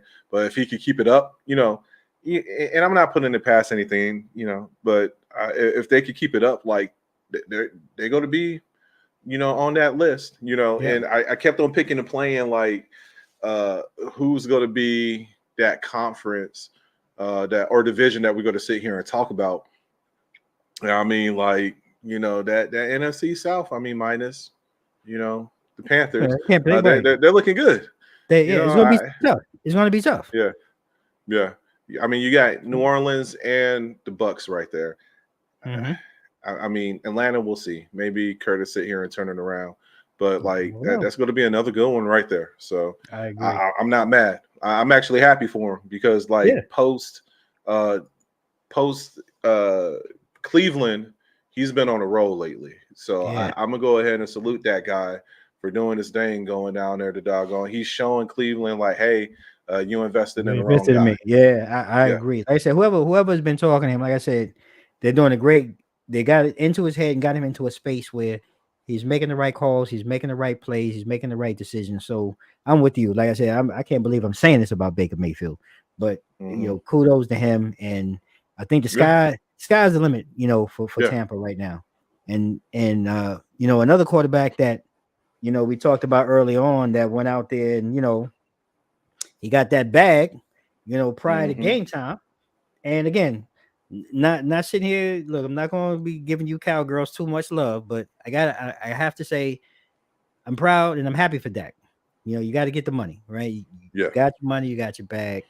Congratulations and kudos to you. Conversation always sparks: is he worth it?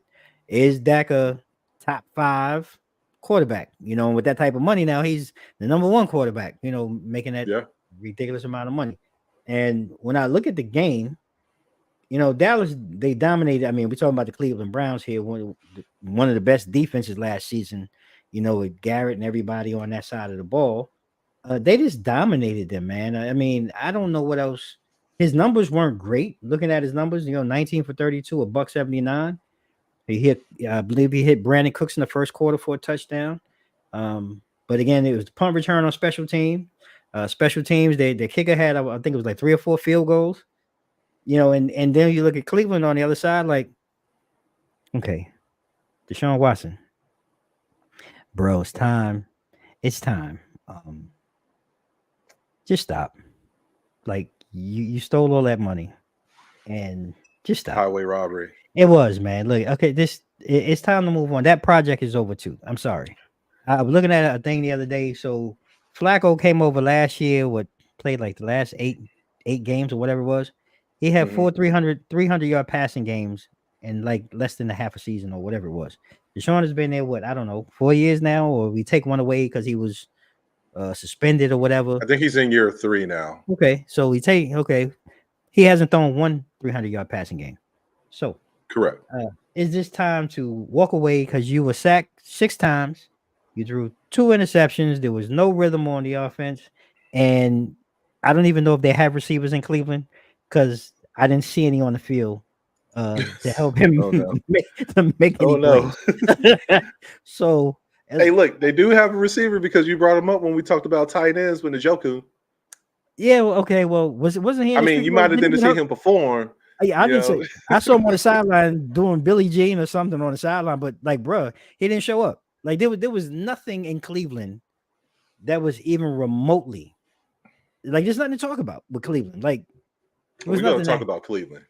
Definitely go talk about it because I mean, you said it best. You went from being a playoff contender or making it to the playoffs, which they did, to what we saw on Sunday.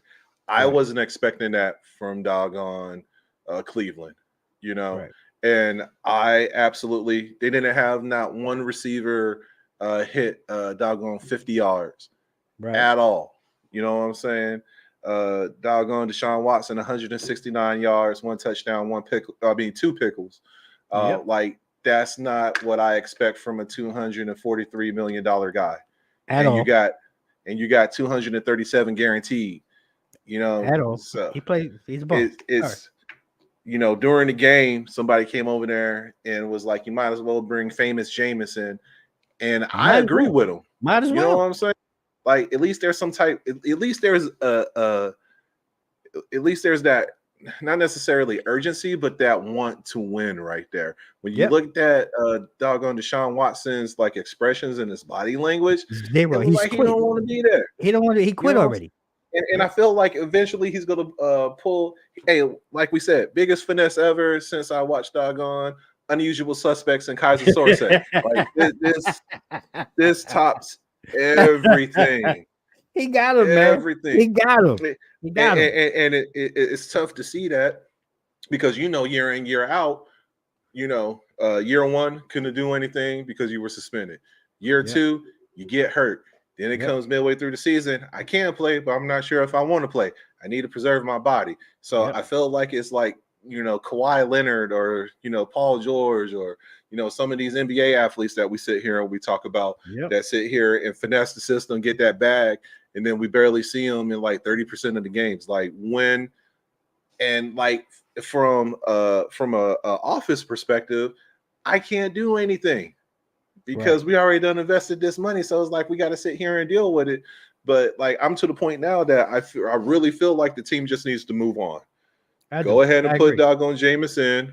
Might You as know, well. he's gonna win you some, he's gonna lose you some. Lose You know, you you go to some. get some. He got a good arm. With Yep. that good arm, it comes some questionable sacrifices. Yep. Is this going to be a touchdown or is this going to be an interception? You know what I'm Right. saying? But Right. at least he's willing to take that gamble to chuck it Yep. down there. And I mean, you still Mhm. got like Amari Cooper. You know what I'm saying? Like, what are we doing right now? He had 16 yards, fam.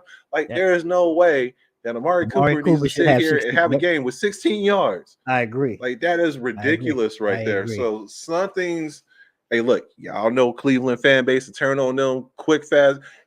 Not even halftime, they were already booing that guy. So you And that's already what know what it is. so if we're talking about we're watching it and not to be that fan base, like I said Yeah. again, they're gonna tear that stadium apart. Oh yeah. You know, if you gotta watch this, like you said, year 3 or whatever it is, it's time to move on. Like, look, he Yep. fleeced you, he got the Yep. bag, you could tell he don't want to be there, he don't like the water. Like, it's time, move on. Yep. Famous James out there eating W's and doing all Yep. kind. Yep. Yep. Go ahead. Like you said, he gives you a better than 50% chance of winning My man at had this point. homemade W pancakes made for him. So You know what just I'm go saying? ahead and give it to him now. So Just go yeah, ahead and do it. I agree. I agree. So we're gonna fast forward. Then we're gonna Sunday's night game, man. Sunday's night game was a thriller, and Yeah. we had our first overtime. You know, you know, really game that really battled until the very end. And Detroit coming in off that high, that Mm-hmm. run last year, they came in looking strong. Yep. But Matthew Stafford and the Rams, he came back home, man, and he stood his ground. He looked sharp. Yep. It was a great game, especially coming into the fourth quarter. It was like 17-10 or whatever it was, where the Lions gave up like 10 straight unanswered points. But the field goal in overtime, and this really, to me, the overtime situation really gave me a flex, or look at the flex that Detroit really brings. You look at all of the passing that they can do, but they have a solid running game. And Yeah. in that overtime drive, they muscled the heck out the Rams. I mean, Yep. they basically punched them in the mouth and won the game on the ground, which is kind of a flip of a script, but it lets you know, like, you know what, they really do have this added tangible when they need it. So I was really impressed because I really thought that the Rams had really broken their spirit when they came back and they tied the game. I thought, oh, this is about to go the other way. They punched them in the gut, they came back, but Detroit really stood their ground, and I'm impressed with the build up that is continuing in Detroit. Yeah. And this is one of those where the Rams, they made that late run last year to get into the playoffs. And I still think they're one of those sneaky teams that they're on the radar, but they're not really on people's radar. But it's LA, it's they have some pieces and some tools. And I think they're going to be a team that you just have to really give them credit, and you got to watch them and see how the season unfolds, barring injuries, because I think Puka Nacua, I think he got hurt at some point during the Yeah. game. So see how that plays out. But it was a very interesting game, and it was a pleasant surprise to close out Sunday night. I'm not gonna lie, because I stayed up and watched it. I watched the whole damn thing, and I was like, wow, this is pretty impressive. And Yeah. I look forward to see what happens as the season unfolds for both teams. I got you. Yeah, I think on top of this was my second, best game. Mm-hmm. If you look at the stats, both of them were even across the board. Mm-hmm. So and I mean it showed because they went into overtime. But like you said, like at the end of the day, Detroit came over there and muscled, their way in. They ended up getting the dub. So Right. the takeaway from this game is Detroit's still the king. They're that team of the North. Yeah. I hate it. I hate saying it, but like it's the truth. Like, they're that team, and until Chicago, Green Bay, Minnesota do anything differently, like they're the standard. So Yeah. what are they going to do? Yeah. I disagree with you a little bit as far as like the Rams. The Rams are, like you said, they're when you look at the NFC West and what over the past 8 years, Yeah. like the Rams have always been in that talk. Right. That they always been on a watch. Right. Whether it's making it to the playoffs, they got a Super Bowl Super out of Bowl. it. Yep. Yep. They've been to the NFC Championship Yep. twice. Yep. So, like, I will never negate the caliber of team that they are. You still got Matt Stafford. You still got some offensive weapons. Yeah, they lost. Donald, he retired. Yeah, Sam Darnold retired. Mm-hmm. And, they got some up and comers when it comes to the doggone running game and everything. So, Yeah. I mean, I'm interested to see how their season is going to unfold too. So, Yeah, they you'll could be a find him. playoff contender. I mean, they sat here. Go ahead. You don't find him as a threat. And you don't see him as the same threat or contender type as maybe they were in the past. I think their names will still be in the hat. But I'm looking at them more of, are we going to be fighting our way into the playoffs? Gotcha. You know what I'm saying? Yeah. Because I really feel like the NFC is kind of stacked this year. So I think it's going to be a fight for, I mean, even right now, like, who's going to be the number one? Right. I know we're about to talk about the Niners, but like, are they going to be overthrown by Detroit this year? Right. There's so much what happened last season. Like, it's anybody's game. And when we get to like that 6th and 7th seed, it's really going to boil down to, who has the better second half of the season. Now, what we do right now, because everybody's still trying to find their legs, is like, once we get to week 8 and beyond, like, what are we going to do? I agree, and I think that's where, like, for me, it's the same thing. I think right now, if I'm being, I think in the NFC there's only 3 teams right now that I can in my mind say who's going to really challenge these 3 teams. And when I say that, I'm looking at San Francisco, I'm looking at Detroit, I'm looking at Philly. Like, to me, those are the 3, the top tier of the NFC.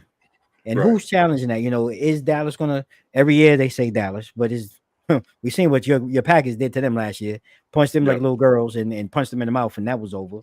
And are we looking at, like you said, are the Rams going to be in contention? Or who's gonna pop up and maybe show us different? Is it going to be Tampa Bay, or could it be New Orleans from South? So I agree. I think the competition in the NFC is a little tougher than the AFC. But again, though, I think there's only 3 teams that right now at the start of the season that are vying for that ride into the Super Bowl, and it's going to be interesting. And you mentioned San Francisco. Watching them last night against the Jets, man, look. So we watched the Jets. We watched Aaron Rodgers come back. Your boy A-Rod, in another color, another shade of green. I wouldn't say I was impressed, or I wasn't. It just looked like, this is a guy that he's 40 years old. He's probably got more football knowledge than his coach. He doesn't come to practice. He doesn't, he likes to have his preseason time. And to me, that's what showed last night. They did not, outside of that first scripted drive, which, most teams do, he looked sharp in that scripted drive. But as the game went on, it looked like a very disjointed and disconnected Jets offense, especially when San Francisco sat in their pocket and really turned on that defensive ratchet, if you will. And like I said, because A-Rod doesn't like to practice, I think that's what hurt them. And I think that's going to be a problem over the next couple of weeks, because he still has to get, the only one he was in sync with was Lazard, but that was like towards the end of the game anyway. But they had that bond, that connection from Green Bay. So I wasn't impressed with them, but I was definitely, you and I can probably definitely agree. No Christian McCaffrey, but that ground game that showed up last night in San Fran. Oh, McCaffrey can look. They can give him extended breaks if they want to, because that boy last night, Jordan Mason, woo, man, talk about run hard. He run hard. He hits the hole. He's actually not bad with the hands out the backfield.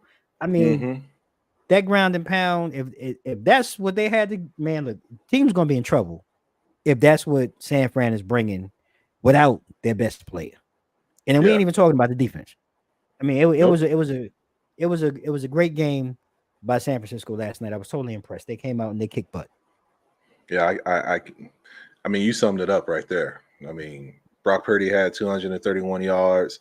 Jordan Mason ran for 147. I am not mad. And Brock Purdy was able to sit there and share the ball Yep. You know what I'm saying? So what Yep. more can you ask for? Defense was destructive. You know what I'm Very, saying? very I destructive. felt like they had a resurgence when it came to it. I mean, you contained doggone the Jets to 266 total yards. Aaron threw for less than 200 yards. And look, I Yep. get it. You know, he's coming back. But I do think that there's weapons around Aaron, but at the same time, they're like, I don't want to say veteran, but they're up there as far as Yeah. like their season and their They, tempo and everything. yeah. And like it's going to be tough. Like, and there's a lot of expectations. A lot of people Yep. got like the Jets like running the table and being the team in the AFC, but it's kind of it's a changing of the guard. You I know what I'm don't see saying? it. I don't see it. I'm sorry. I don't I see it. really feel that way. I really feel like it's a changing of the guard when it comes to just like that shine is starting to chink a little bit per se. There's some kinks in the armor and everything, and like I don't know. I think it's going to be a rough season. I think this season is going to be a little bit more challenging for Aaron than what we say. Yep. You know what I'm saying? Yep. And like I think this doggone score is vindicative of that. Yep. And then when you look at their schedule, I mean, they do got that could be some viable wins in there with the Yeah. Titans, They got the Titans next week. Yeah. Patriots. I mean, but you get the Broncos, you get the Bills, you get the Steelers, you get the Texans, Colts, like It Seahawks, like doesn't sound that easy.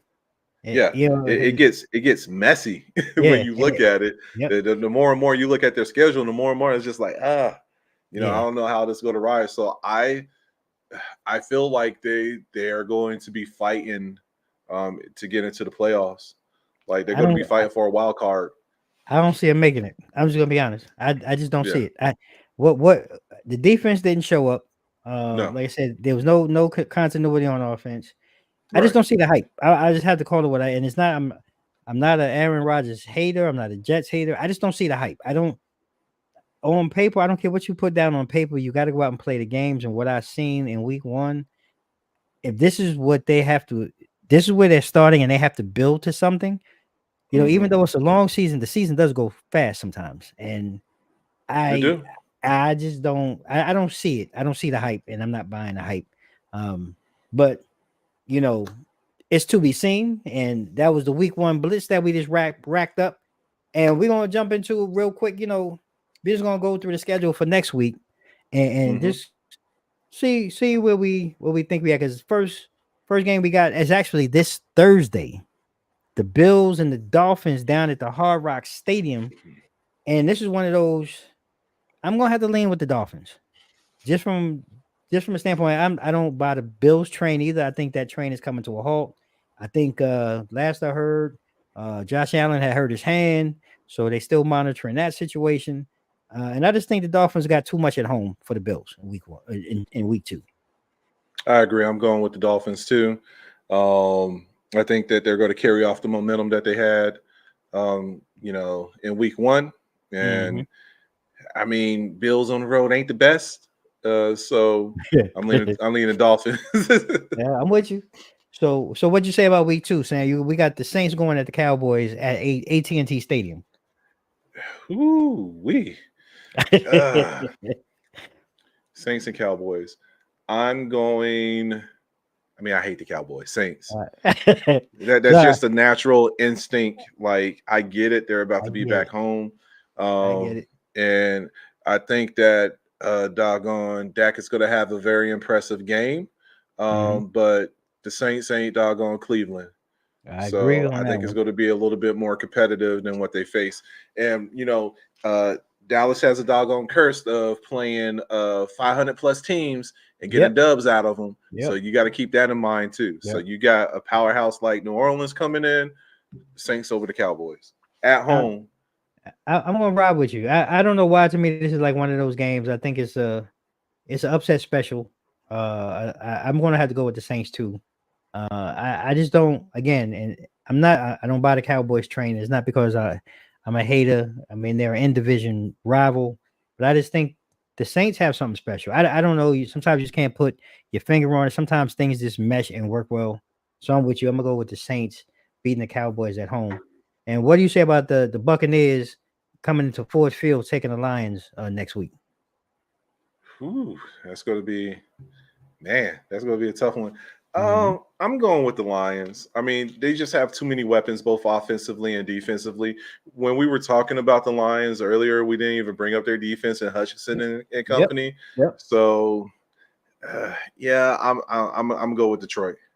I'm gonna follow suit. I think at home, I think Detroit just the energy of being in Ford Field, having the rabid fans, the noise, the sounds. If and again, I don't mean to shoot. I gave Baker kudos, but if he has to make too many decisions, check downs, and different things, and go silent count, I don't know. I don't have that much faith in him and the Bucks right now. So I'm with you. I'm gonna ride with the Lions. Beating the Bucks at home. And hey, your Packers are hosting the Colts next week, man, at Lambeau.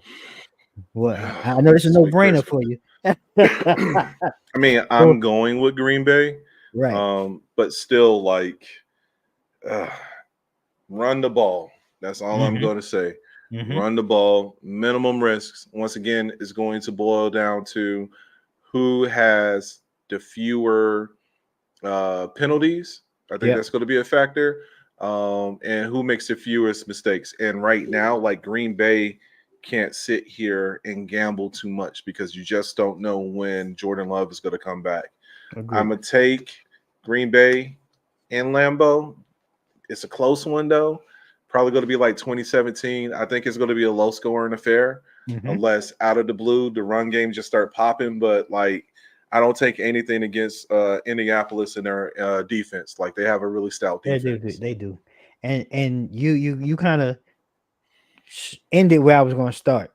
Everything being equal, we talking about Anthony Richardson. We talking about Will Levis. Um, you guys' defense, man, been shaky. Um, Right. and Indianapolis, that's kind of been their one constant. And I'm gonna lean on this one, and I'm with you. I think it's gonna be one of those 1 or 2 point games, a 21-20, 2019 low scoring game. But I'm gonna lean to the Colts on this one, just on based off of their defensive stature. Uh, but I could be wrong. But I think it is going to be a very close game. And I think you guys will be in it. Like you said, if you can control the line of scrimmage, keep your defense fresh. If you get those breaks and you get those turnovers, I think that's going to keep you guys in the game and give you a chance to win. But I'm going to go with I'm going to go with the Colts in this one at Lambeau. Taking a sneaker. You don't take one away from Lambeau. Um, Okay. Next up, we got the Jets going to Tennessee against the Titans. What say you, sir? Jets. I mean, I don't want to, but there's nothing impressive about the Titans right now. Yeah, I'm with you. So like Yeah, Jets. yeah, I don't have nothing else to say about that. I don't even want to yeah, pick either one of those teams. yeah. I don't either. And I'm with you. We're just gonna go Jets, and we're gonna move to the next game. To 49ers are coming to Minnesota, US Bank Stadium. Um, man, I'm gonna let you take that one first. What'd you say? Niners. I mean, I'm just not. Yeah, I'm going with the Niners. Yeah, There's still a lot that Minnesota has to sit here and show. So yeah, until they do that, like Niners all day. yeah. Brock Purdy and company show what they could do. Defense is immaculate. I mean, like they're the team in the NFC. Mm-hmm, They're like that 1-2 punch. I got mm-hmm. doggone Niners slightly over Detroit right now. Right. So yeah, Niners all day.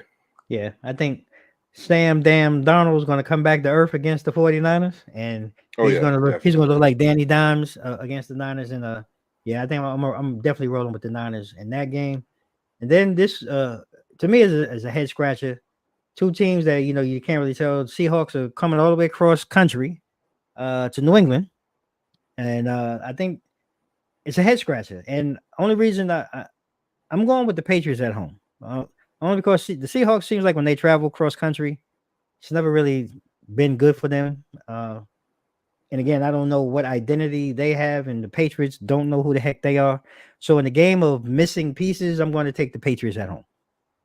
I agree. There's nothing. I mean, we just talked about it. There's really nothing right now that's impressive from Seattle's point of view. Yeah. I look at the Patriots bouncing back from last week. Plus, you're at Gillette Stadium, so I'm going with them. Yeah. So we got my Giants coming down here, the Commanders Field in the DMV. I'll let you take that one first because I don't even want to talk about this one. But yeah. I wish I had a quarter with me right now because I'll flip it. I'm gonna It's go nothing to with the flip. Commanders. Yeah, nothing to flip. I'm gonna go with the Commanders at home. I mean, Danny Dimes is Danny Dimes. So until he show us differently, I know that there's spurts and everything, but there's more bad than good. You still got a defense that's still trying to figure out who they are. And then this is going to be Jalen's first game home, and I think he's going to show up and show out over there at FedEx Field. Yeah. Look, there's nothing to talk about here, ladies and gentlemen. The Commanders are taking on the Pee Wee football team from New Jersey, and they're going to dominate the Pee Wee football team from Jersey. I guarantee you, Danny Dimes, he likes burgundy and gold. He'll throw 3 picks this week, and we'll be moving on to Drew Lock for the rest of the season. You heard it here first. Next game, Chargers are going. I mean, we don't need to. That's an easy one. Yeah, Chargers are going to pay. Yeah, Chargers. We in agreement on that one. Yeah, Chargers. Enough said. We don't even need to deep dive into this one, unless something miraculously happened with Bryce Hall and that doggone defense, which I doubt is going to happen. Nah. Yeah, no, okay. I'm good. I'm good. We good on that one. Moving on. Yeah, the Browns are going down south to Jacksonville. Taking on the Jaguars. Yeah, I think I'm with you on that one. Until they do something in Cleveland with Deshaun, you want to get the same outcome. So I'm with you with the Jaguars. The Raiders are coming to Baltimore, taking on the Ravens. I'm going with the Ravens. They're going to be bitter with that L that they took against Kansas City. Yeah. When I look at the coaching staff or just coaches, period, like no offense and no cap against doggone Antonio Pierce, but the Harborough brothers, I mean, they got that staple right there. I think that Baltimore's defense is a whole lot more solid, and they are going to eat Gardner Minshew up.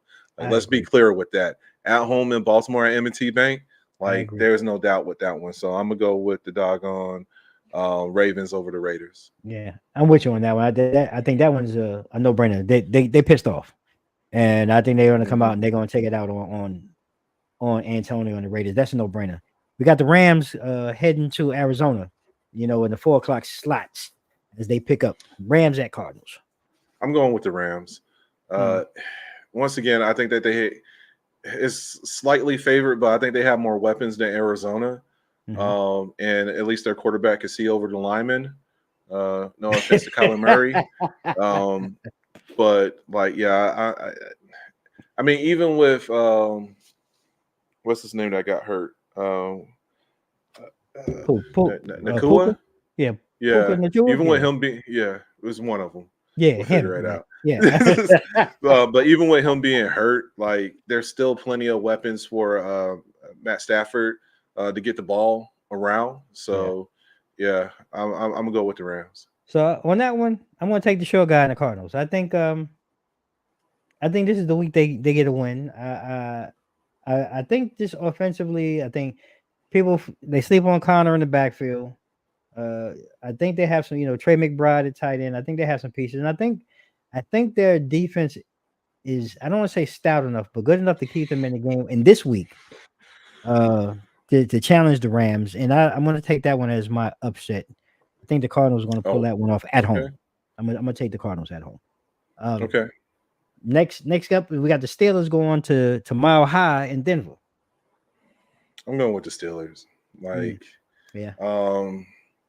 I'm just, I'm not that impressed with Denver right now. Steelers. I'm with you. Yeah, I'm with you. I think they go in there. I don't see enough. Like I said, I was impressed with Bo Nix, but I think if we're going to be consistent, if the Steelers go ahead and stay with Justin Fields, go ahead and give them the reps, roll into Mile High. I think defensively, they got that on lock. And as long as Justin doesn't make any bonehead mistakes or anything, I think the Steelers should definitely win that one. Right. I think one of the games of the week that's going to be highlighted. We're looking at the Bengals and the Chiefs in Arrowhead. I mean, we just talked about this earlier. Mm-hmm. I feel like Cincinnati can be that kryptonite Right. to doggone Kansas City. With that being said, Kansas City by 3 touchdowns. I have to agree with you because this is one of those they make a hype about Allen and Buffalo and Burrows and the Bengals. I don't know what they are right now. And I'm with you in Arrowhead. I just think right now the Chiefs are it, especially in the AFC. Yeah. At home, I think they're just almost unbeatable. I don't know. I'm not going to give it 3 touchdowns, but I'll take the over at 10. I think they win by 10 or more. Okay. And I'm going to go with you. I'm going to take the Chiefs at home, and then we move to Houston for the Sunday night game. The Bears coming to town to take on the Texans, and I'm just going to just throw it out there. I'm Caleb. I don't know. I'm going with the Texans. There's too much offense and too much defense in my mind for that to even really be a game. My opinion. So I think that's a 14-point game, personally. Who they played in week 1? Bears played the Titans. Texans aren't the Titans. So I think that Caleb is going to be in for a wake-up call, going down to H-Town, hold it down. So I got Houston being in Chicago. Yeah, I'm with you on that one. And then the Monday night special, we got the fight of the birds. We got the Falcons coming to Lincoln Financial Field up in Philly. Kirk bringing in his bag and his boatload of money. What say you, sir? You know, a long time ago, I was listening to the radio and somebody told me eagles soar and pigeons get shot. And I think that's what's going to happen to doggone Atlanta when they go to Soldier, when they go up to Philly. So I don't think the outcome is going to be. Look, man, I don't have that much faith in doggone Kirk Cousins. I don't either. So like, I don't think it's going to be. Yeah, it's going to be ugly.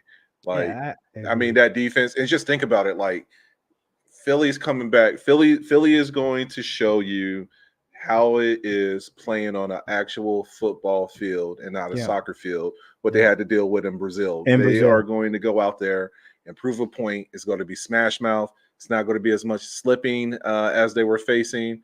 I mean, unless we have some unpredictable weather, I don't know what it's going to look like next week. Right. But, you know, they are going to be making a statement like, this is who we are. So I agree. I love the comment, you know, and I'm with you, man. I see the Eagles in this one. I don't see how the Falcons really, like you said, they playing at home.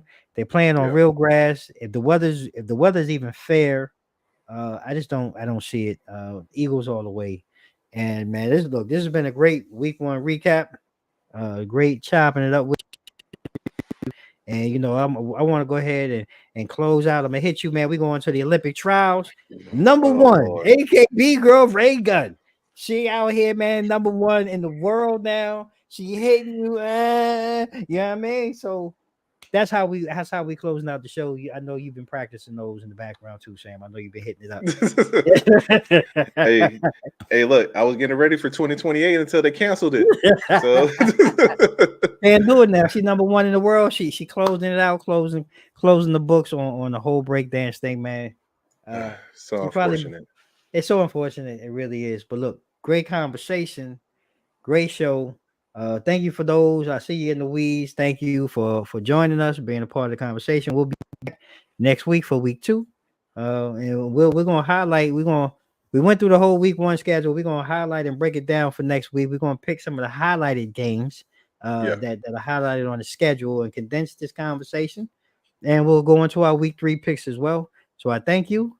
Stay tuned for more. We'll see you next week. And hey, don't forget, I'll be back next week, Wednesday, and I'll be sitting down chopping it up with man, that was quick. Actress Tia Hendricks, and she'll be joining me next week as we do a Wednesday night live.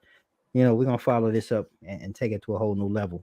So I thank you, Sam. I appreciate you, brother. Love to the family, as always. And like we do at the end of each and every conversation, y'all, you know how we do. So may you all stay safe. Stay blessed. Mike's out.